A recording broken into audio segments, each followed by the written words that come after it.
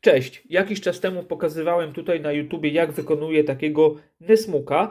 Jest to gotowa głownia, którą kupiłem troszkę drewna, innych rzeczy i złożyłem to w całość, wyprofilowałem rękojeść. Bardzo jestem z niej zadowolony, nóż fajnie leży w dłoni. Jeżeli ktoś chciałby zobaczyć, jak go robiłem dosyć prymitywnymi i podstawowymi narzędziami, no to zapraszam do odwiedzenia mojego kanału, w sumie to już na nim jesteście, więc któryś z poprzednich filmów będzie właśnie o tym. No ale nie może być, żeby nóż po chałupie latał z odsłoniętym ostrzem, więc dzisiaj zajmiemy się drugą częścią, czyli wykonywaniem do niego pochwy. Ale zanim do tego przejdziemy, to skoro jest to nóż, który zrobiłem, to chciałbym pokazać pierwszy nóż, który wykonałem i od którego zaczęła się w ogóle moja historia ze skórą. To jest taki nóż chyba Lauri 90 mm, gotowa głownia Hidden Tank, którą osadziłem na kilku rodzajach drewna. To jest amazak, to jest amarant, to jest biały dąb, mosiężny bolster i 3 warstwy kory brzozowej, którą sam zebrałem, i mosiężna tuleja. Żałuję, że tutaj takiej nie umieściłem i coś takiego złożyłem. Bardzo fajne, bardzo przyjemnie leży w dłoni, chociaż jest taki dosyć prymitywny, no ale był to pierwszy nóż, jaki w zasadzie wykonałem, taki, nazwijmy to, poważniejszy, a nie przeróbka jakiegoś kuchenniaka. I jak go zrobiłem, to potrzebowałem pochewki na nóż, no i została ona wykonana, wyszła koszmarnie i paskudnie, ona już nie istnieje, ale mimo wszystko pasja gdzieś tam się otworzyła i później z czasem zrobiłem sobie inną i ta pochewka jest pochewką klasyczną, czyli jeden kawałek skóry złożony, zszyty i nóż w niej się mieści. Tak, nie? Do tego noża postanowiłem zrobić inną pochewkę, czyli kanapkę, czyli 2 kawałki skóry złączone i między nimi wstawka skórzana, żeby chroniła szwy. I taką właśnie wykonam w tym filmie do tego Nesmuka. Zapraszam. Ok, więc to co zrobię na początek, to po prostu odrysuję sobie nóż i zastanowię się, jaki kształt tej pochewki chciałbym mieć. Tutaj.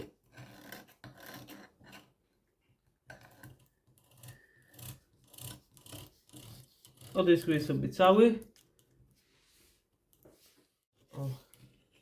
Od razu mówię, wykroje na takiej grubej tekturce bywają problematyczne ze względu na to, że jest ona gruba i przy cięciu to pofalowanie może powodować, że zrobią nam się takie zygzaki. No tak może być. Dobra. Ok, mamy narysowany nóż i teraz dosyć ważna sprawa. Normalnie, gdyby nóż miał tradycyjny, zwykły kształt, to bym sobie po prostu gdzieś tam zrobił taki dystans około centymetra. Odrysował. O. Po obrysie. I tutaj poszłyby wstawki takie skórzane, które chroniłyby szwy, nie? Lepiej dać najpierw centymetr i to później nawet ściąć, żeby było, nie wiem, te 7 mm, albo zeszlifować, niż zrobić za mało i później mieć ciasno, nie? To jest jedna rzecz. Ale tutaj ten kształt no jest inny. Tu się ta głownia bardzo mocno rozszerza, więc musimy mieć świadomość, że jakbyśmy zrobili tą pochewkę taką, no to tutaj no już by nam się nóż nie chciał zmieścić, więc mimo wszystko musimy szerokość pochewki dopasować no, do tej góry. Jeżeli chcemy zrobić konstrukcję zamkniętą, bo gdybyśmy chcieli zrobić konstrukcję półotwartą, czyli coś jak tutaj w takiej pochewce na maczetę, że tutaj jest kawałek skóry, tutaj jest nic, to wtedy ten nóż bez problemu moglibyśmy sobie tu włożyć. Ja chcę jednak zrobić konstrukcję zamkniętą, dlatego muszę pamiętać, że tę szerokość, która ma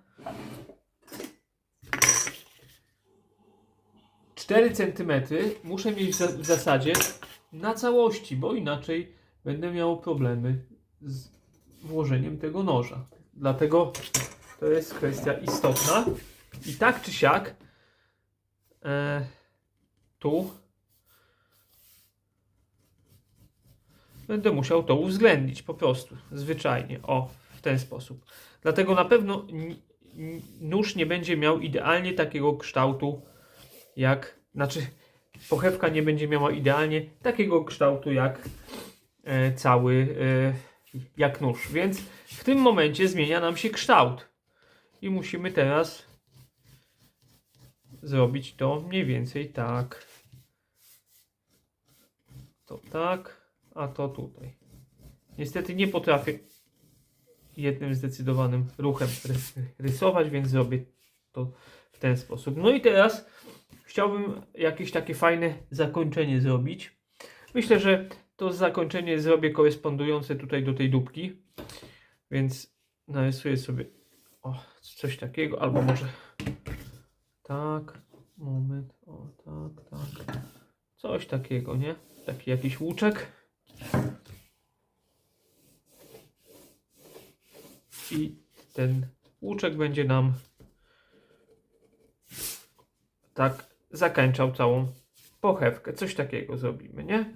Wtedy jak nóż włożymy, ciach, no to on sobie będzie tutaj wystawał mniej więcej tyle, to łatwo będzie go chwycić. Tak mi się wydaje. Wycinamy. Od razu mówię, nie wiem jaka będzie jakość tego filmu, bo nagrywam to na innym urządzeniu niż zazwyczaj. Tam to już mam zapełnione, bo czeka do montażu, w sumie już jest prawie zmontowany film z wybijakami do skóry, który miał już w tamtym tygodniu zostać udostępniony. Test 16 kompletów wybijaków do szwu, ale jeszcze jedne wybijaki mi nie doszły, no i zrobimy jak dojdą, no nie wcześniej. Także żeby coś na kanale się działo, no to stwierdziłem, że zróbmy to. Chociaż ten film w zasadzie miał być i tak pierwszy, ale jakoś tak się zajarałem tymi wybijakami, że chciałem zrobić tamten film. Przede wszystkim tutaj zrobię sobie tak. Nie będę tu robił takiej ostrej końcówki, nie ma potrzeby. Możemy to sobie wyjąć? Możemy. Bez tyłu, dół. No i co? I mamy taki kształt pochewki, mniej więcej tak to będzie wyglądać. Czy to będzie pasowało, czy nie? Się okaże. Zobaczymy.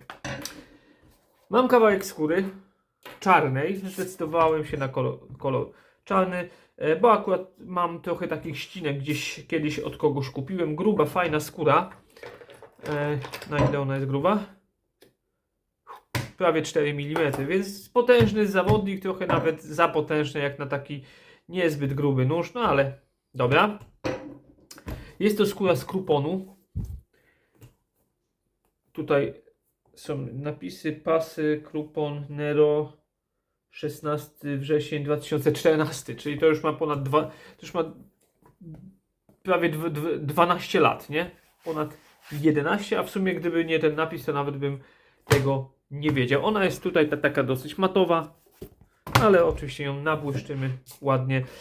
Więc skóra jest fajnym materiałem, zresztą skoro to oglądacie, to pewnie o tym wiecie, który jest trwały i długowieczny.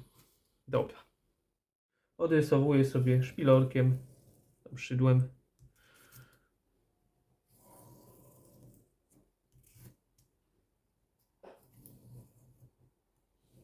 Jeszcze raz.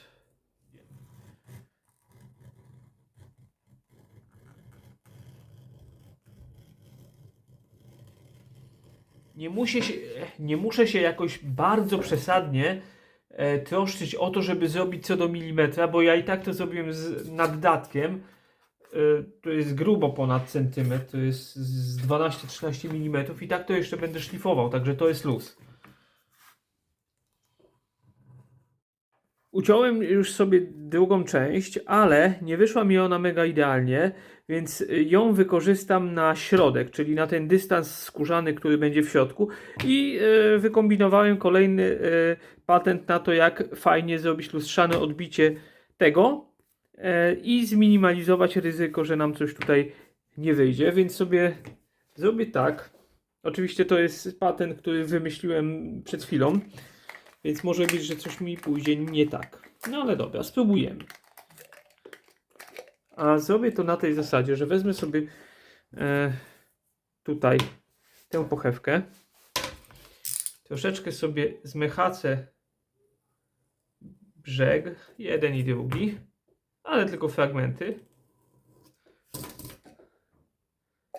I wezmę sobie, nałożę na niego troszeczkę kleju.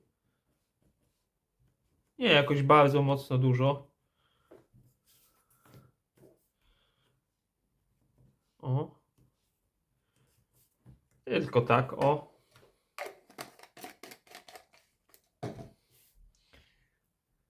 Bo im precyzyjniej wytniemy skórę na tym etapie, tym później nie będzie szlifowania e,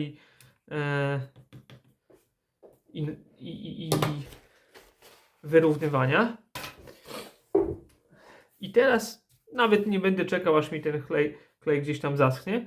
Przyłożę sobie tutaj mizdrą do mizdry. O. Dosyć mocno przywalę. I teraz mi to nigdzie nie jeździ. I teraz mogę sobie wziąć nóż. Ja sobie jeszcze go złamię, żeby odświeżyć ostrze. Gdzie mam? I teraz sobie na spokojności mogę po tej poprzedniej pochewce,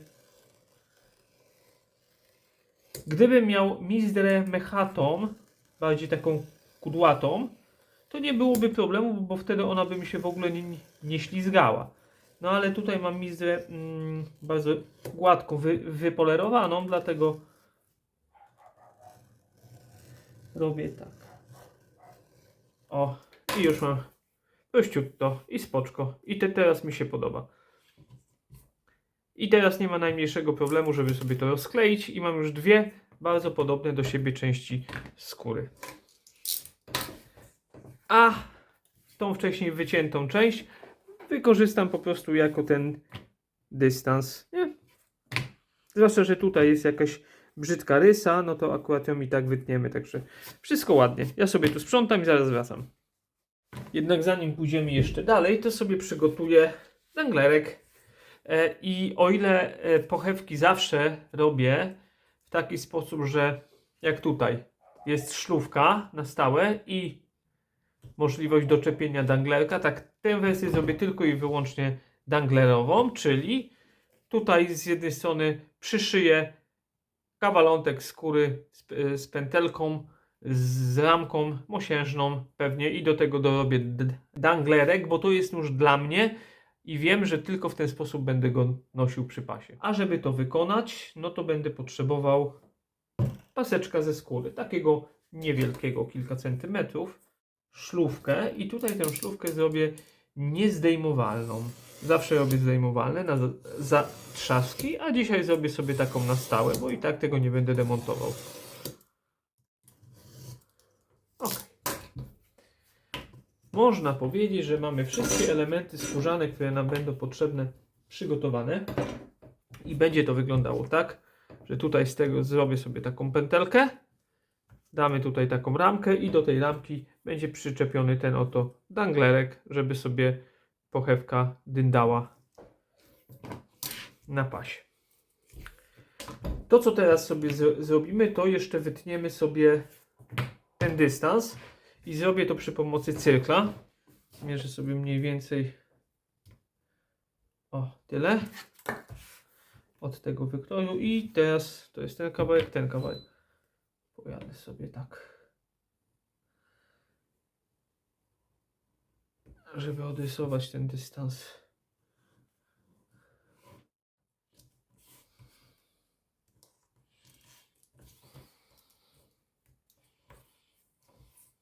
Teraz jeszcze sobie tutaj delikatnie podetnę te ramki, żeby nóż mi się nie haczył i wchodził tak, żeby miał łagodne, zaokrąglone podejście. O, w ten sposób. No i teraz pytanie, czy nam tutaj nóż w ogóle wejdzie. A to na odwrót będzie. To będzie raczej tak. Ok. W ten sposób będzie to wyglądać, nie? Kolejna część, którą sobie zrobimy, to załatwimy sobie te miejsca, do których ciężko będzie później dojść, czyli te krawędzie tutaj. Teraz sobie je sfazuję. Patch bevel dosyć duży.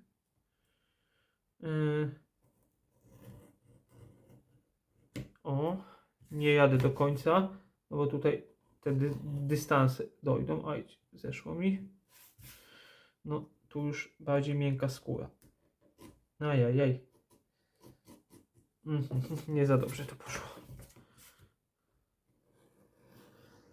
Jak jest bardzo miękka skóra, bardzo luźna, to nawet jak się ma ostry edge bevel, nie zawsze idzie wszystko łatwo.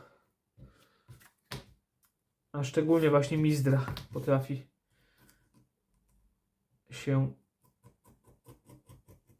buntować. No i co, mamy to. Ja nie będę jakoś jej wykańczał na jakiś nie wiadomo jaki połysk i w ogóle się tutaj nie wiadomo jak podniecał, bo nóż nie jest super dopracowany i pochewka też nie musi być, to ma być czysto utylitarnie. Oczywiście postarałem się, żeby wszystko było ładnie i dobrze, ale w międzyczasie już sobie myślę jaką nić tu dam, chyba brązową.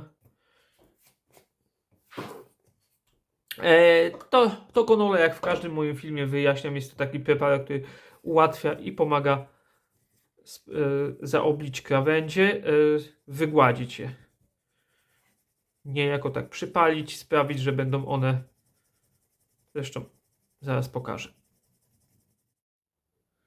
Krawędź obrobiona, gładka, a tak wygląda, nic nie wygląda, bo nic nie widać, a tak wygląda krawędź surowa, nie? I ona za chwilę też tak będzie wyglądać.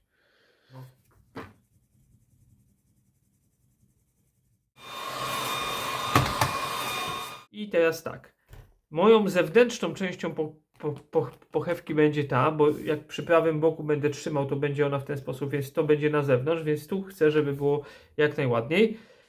I do tej części przyczepię ten dystans. Żeby go przyczepić, to sobie najpierw skórę trochę poruszę takim ździerakiem, pilnikiem. Można to zrobić papierem ściernym. Chodzi o to, że jak w tym wypadku mizdra jest śliska, no to klej średnio ją chwyci. No i teraz klej.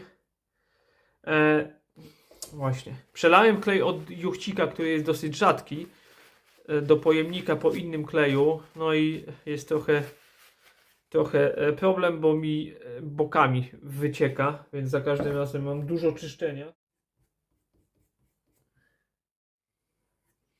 I tyle.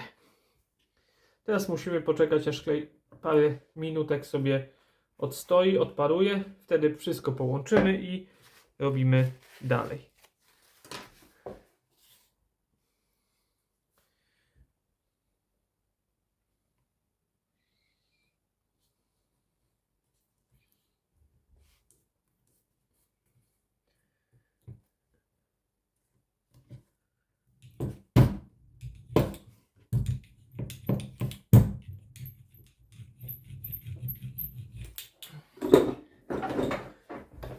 I mamy już dystans wklejony. Teraz sprawdzimy, czy nam wejdzie nóż. Wchodzi? Idealnie. O, wchodzi. Będzie dobrze. I nóż będzie tutaj ładnie sobie siedział. Wiadomo, tu będzie miał nieco luźniej, trudno. Nie będzie mi to przeszkadzało, ponieważ jest to konstrukcja kanapkowa. To tutaj i tak będzie dosyć ciasno. Dlatego ten nóż spokojnie, on się tutaj ułoży i on nigdzie nie będzie dyndał ani latał. Muszę jeszcze sobie uciąć te wystające fragmenciki.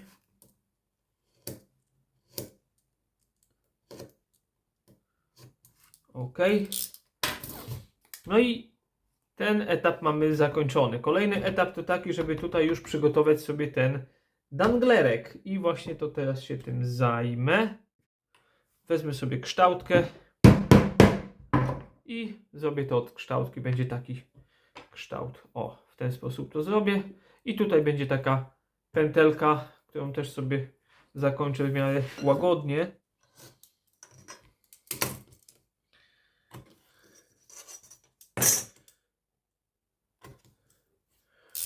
Oki.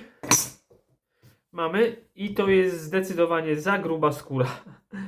To będzie potężne i mocne, ale zdecydowanie trzeba tutaj troszeczkę tę skórę odchudzić, więc idę po noża. Nóż z Craft Pointu Kiridashi i nim sobie tutaj ścieniuję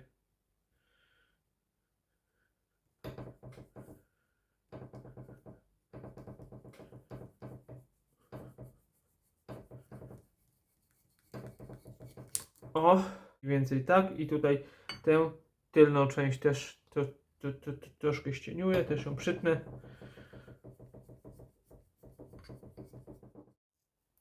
I będzie to wyglądało mniej więcej tak, a tutaj przywalę po prostu na nit.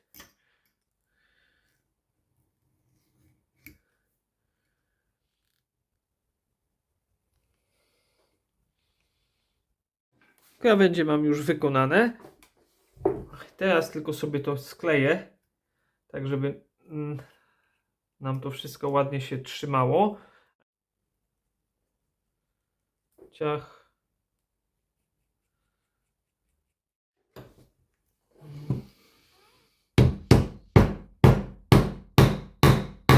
Trochę pieszczochy, żeby się trzymało.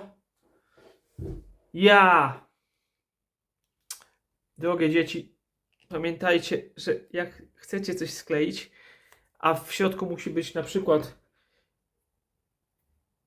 taka ramka, no to najpierw ją włóżcie, zanim skleicie. I teraz może być, że klej nam się nie będzie chciał już połączyć, ale zobaczymy.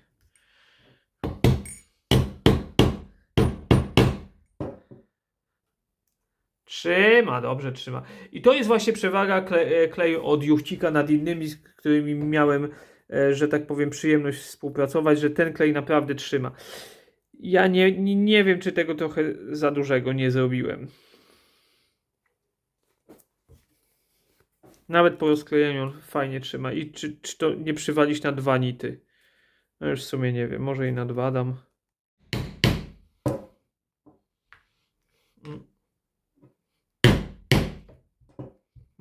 Mamy.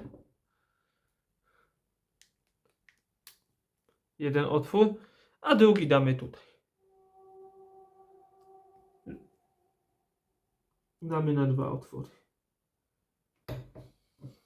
Będzie równo? Będzie ok.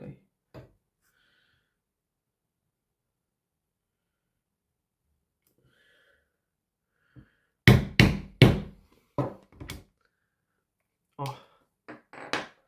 No, tu będzie też dobrze. No i mamy to. I teraz to samo zrobimy tu. Sobie odznaczymy gdzie.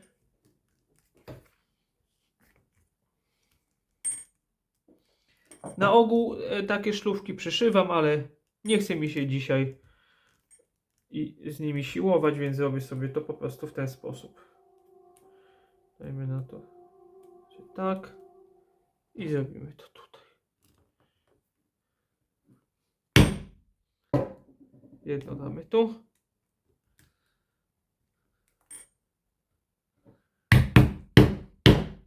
A drugie damy tu. Odznaczone.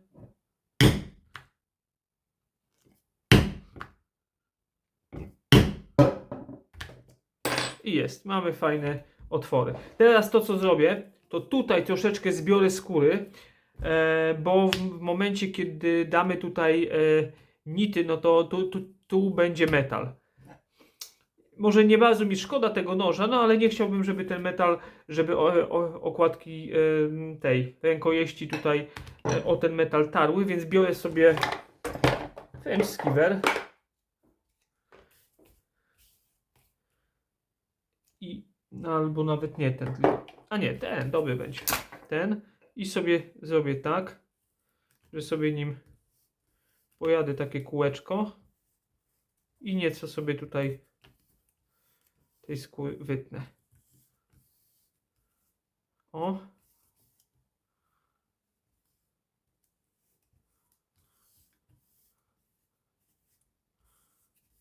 Żeby mi się te nity ładnie tutaj wkomponowały. A nitów użyję tradycyjnych, takich. One fajne mają tą stopkę dosyć stożkową, więc ładnie nam się tutaj wkomponują. Idę po narzędzia i zaraz wracam. Tego cyndzelka. I od razu też drugi trzpień, żeby nam się tu nic nie przekrzywiało, nic nie latało.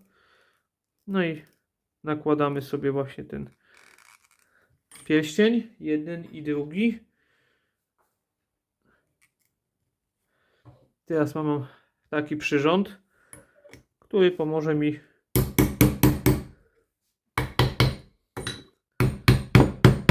nabić ten pierścień na trzpień. A w zasadzie przy obu zrobić to samo. Jest głęboko, jest dobrze.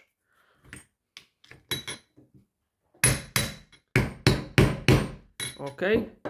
Teraz wystarczy tylko te trzpienie odciąć jakimiś cążkami.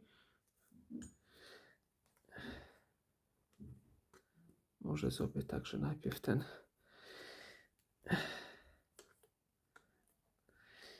Ja sobie to na kilka razy robię i sobie to obracam, żeby nie uciąć po prostu na płasko.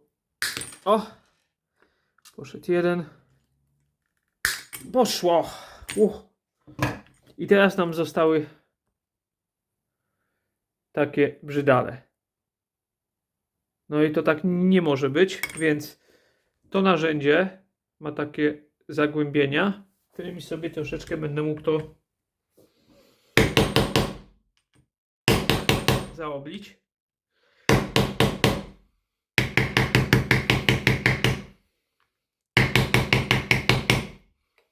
I tą drugą płaską stroną też sobie przyoblę. A na końcu, o już jest całkiem nieźle, wezmę sobie zwykły stalowy młotek.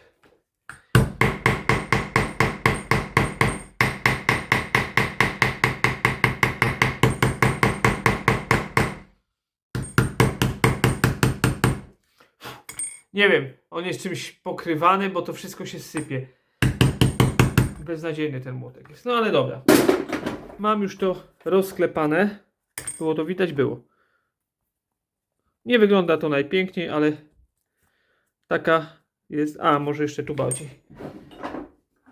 Wydaje mi się, że taki urok takich nitów, że to nigdy nie będzie wyglądać idealnie.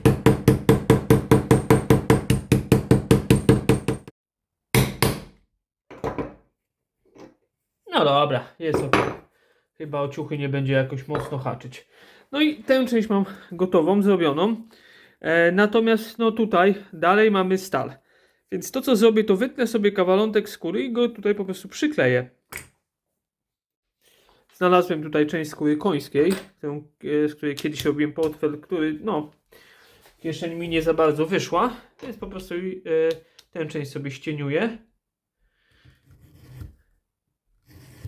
żeby była jak najcieńsza i z niej wykonam sobie maskownicę, nazwijmy to.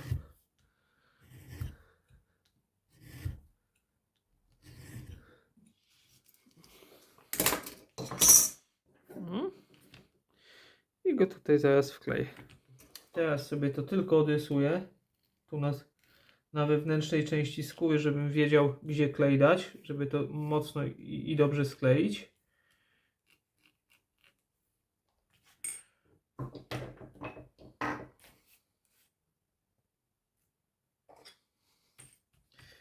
I tę skórę poruszymy, żeby nam klej przywarł.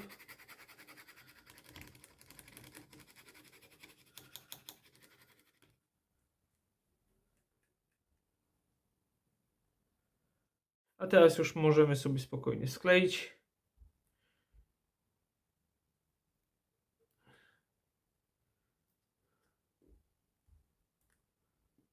W miarę prosto. Dobra, jako tak, jest ok. Dociskamy.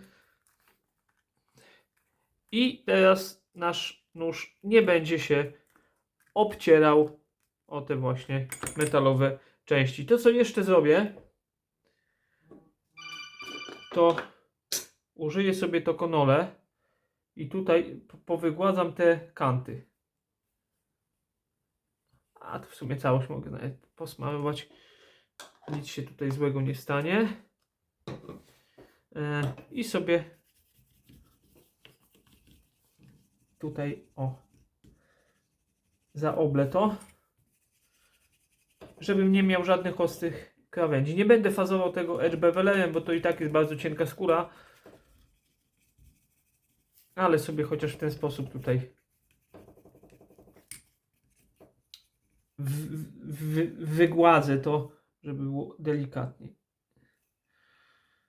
Mógłbym sobie to nieco niżej dać, bo tutaj mam bardzo blisko rantu, ale no już PAL 6.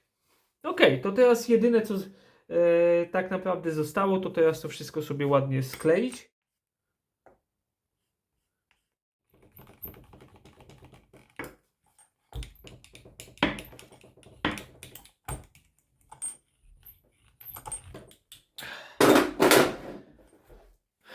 Mamy sklejoną pochewkę. Wiadomo, tutaj jeszcze na tych brzegach no one wołają to trochę o pomstę do nieba, bo nie są zbyt równe. Wiadomo, to wszystko jeszcze wygładzimy, ale tak to mniej więcej będzie wyglądało. Teraz weźmy sobie nóż. Jeszcze się klejem uwaliłem. Masakra.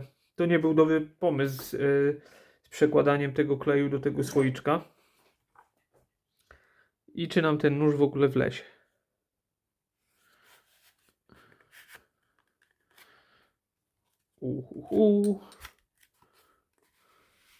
Tak to mniej więcej będzie wyglądać. Nóż wchodzi ideolo.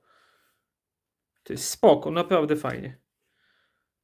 I jest wystarczająco dużo miejsca, żeby ten nóż złapać. Zanim jednak odznaczę sobie linię szwu, to pójdę sobie i wygładzę krawędzie, żeby z obu stron było dobrze, żeby też nie było żadnych nierównych linii. To zrobię sobie na dremelku, nie będę tego robił papierem ściernym, bo bym się zajechał, trochę by to zajęło, dremelem jednak zrobię to szybciej, ale ze względów technicznych, no dremelkiem będę operował w innym pomieszczeniu, ze względu na to, że czarna skóra jest okropna pod tym kątem, bo ona tyle czarnego syfu produkuje, że to jest dramat. No, więc wrócę dopiero po tym, jak będę miał już tutaj wypolerowane, znaczy wyrównane krawędzie. Mamy to obrobione, całkiem spoko. No i teraz co? I musimy wykonać teraz rowki na szwy. Ja sobie sprawdzam mniej więcej, gdzie ja to miałem. Tutaj. Jaka była szerokość, więc tak spokojnie można tutaj z 6 mm od krawędzi dać i będzie spoko. To będzie tak mniej więcej na środku. I jedziemy. Nie będzie za dużo, trochę będzie. Chyba tam jednak bliżej krawędzi. O, tak będzie spoko.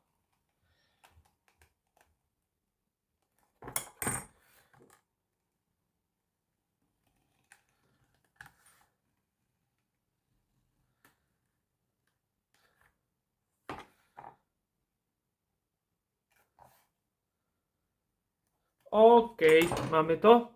No i teraz co? Pozostaje nam tylko wybić otwory pod szwy. Najciężej otwory się wybija w tym miejscu, no bo tu mamy tą szlufeczkę, tu będziemy musieli sobie gdzieś tam to bokiem postawić, ale nic jakiegoś przerażającego. Mamy tutaj trochę prostych linii, co nam nieco ułatwi temat, więc sobie taką piąteczką rozstawię 5 mm. Podziałam, ale no musicie mi niestety wybaczyć. Będę miał, może zrobię tak. Bo dla mnie bardzo ważną kwestią jest to, żebym dobrze widział linię szwu i żebym mógł sobie wszystko ładnie podznaczać. Tu będę się kilkoma wybijakami posiłkował, bo niektóre linie są dłuższe, inne są troszkę krótsze, więc tu gdzie mogę zrobić to jednym dużym, to zawsze jest to ten benefit, że łatwiej zachować linię prostą. Na razie sobie tylko zaznaczam, tak żeby się upewnić, że będę miał prosto. Przynajmniej tutaj w tych miejscach, gdzie jeszcze nie mam żadnych łuków. Ok, i teraz już co? Trzeba jechać i je po prostu zwyczajnie chamsko wybijać. Ponieważ mam tu 3 warstwy skóry, no to nie będzie to proste, żeby zachować kąt prosty, ale spróbujemy.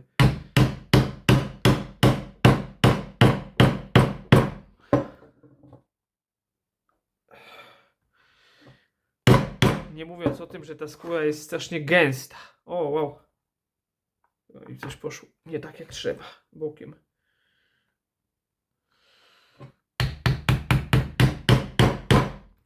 No dobra. Ała.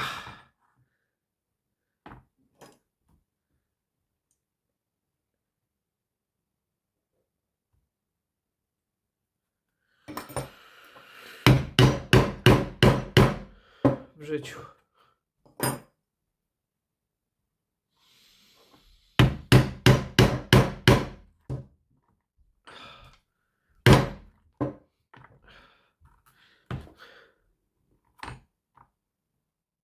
Dobra, i ja sobie tak. Te zęby są za krótkie, żeby przebić się na wylot skóry. Więc ja sobie to tymi i tymi objadę naokoło. I jak będę miał to gotowe, to pokażę, jak dalej sobie radzę z zbyt grubą skórą. Bo bez sensu, żebyście teraz oglądali, jak tłukę. No dobra, otwory mamy już tutaj zrobione na tyle głęboko, na ile wybijaki mogły mi dojść. Z tej strony jeszcze nic nie widać, więc co wtedy robię? Wtedy biorę sobie taki pojedynczy i sobie robię dalej nim. Jeśli jestem w stanie to zrobić po prostu samym naciskiem, to spoko. Jeśli nie, to radzę sobie jeszcze pobijakiem. Ale skóra ta jest strasznie twarda. Jest, no, dużo siły trzeba było użyć, żeby ją przebić.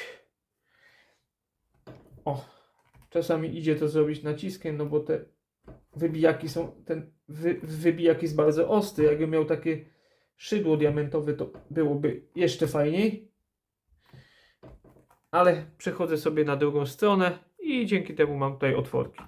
Zobaczymy, czy udało mi się to wszystko ładnie, równo zrobić, bo no, z tym mam pewną obawę ze względu na to, jak ta skóra była niegościnna dla wybijaków. I jednak te, no tu będzie dobre prawie, no 11 mm skóry, więc to jest bardzo dużo. I zobaczymy, czy mi się to udało zrobić idealnie równo. Z tej strony będzie na pewno ładnie wyglądać, ale z drugiej strony zobaczymy już na koniec. Na razie sobie wszystkie te otwory po prostu robię tak. Na razie wygląda to nieźle. Zobaczymy przyszłe. Tu mi troszeczkę zeszło. Źle spojrzałem i dosłownie pół milimetra przesunąłem. Nie na tyle, żeby to zrobiło jakąś gigantyczną różnicę. Ała. Ała. Są takie miejsca, gdzie już po prostu nie daje rady tego robić samym naciskiem. Ale na ogół idzie nieźle.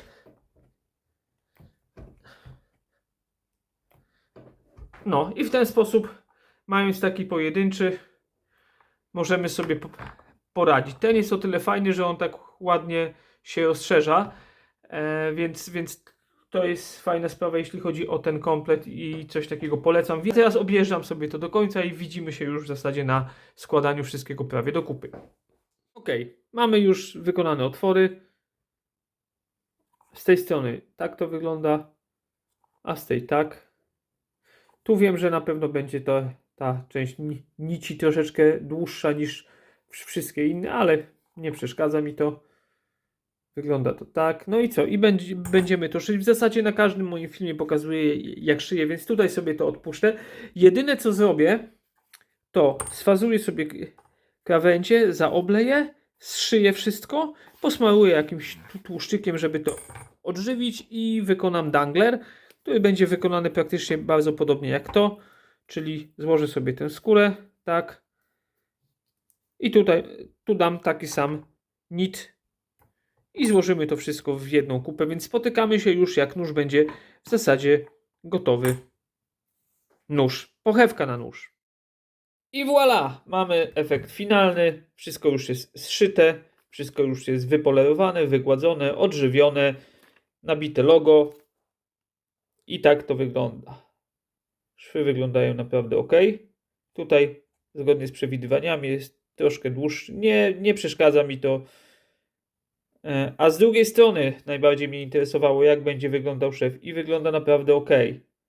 Jest w miarę równo. Naprawdę nie ma się za bardzo do czego dowalić i już sobie dynda na danglerku, sam nóż siedzi pewnie i dobrze i daje wystarczająco miejsca, żeby go chwycić. Ja jeszcze tutaj będę musiał dorobić sobie jakiś rzemyk, bo zapomniałem. I fajne jest to, że mogę sobie włożyć nóż tak i trzymać na prawym boku, ale na lewym boku mogę sobie trzymać tak, ale też jak się później okazało, to ta pochewka może robić za pochewkę dwustronną, bo nóż wejdzie również tak i mogę sobie trzymać na lewym boku, jeżeli bym chciał. Taki nieplanowany, ale wyszło. I tak to wygląda. Moim zdaniem całkiem spoko. Więc jeżeli się podobało, no to oczywiście zachęcam do obejrzenia pozostałych filmów i może będzie to też inspiracja do tego, żeby wykonać sobie coś takiego samemu. Jeżeli ktoś chciałby zobaczyć, jak robiłem nóż, no to jeden z poprzednich filmów tu na YouTubie jest właśnie z wykonywania tego konkretnego egzemplarza. I tyle. Jeszcze raz dziękuję za uwagę. Pozdrawiam. Pa, pa.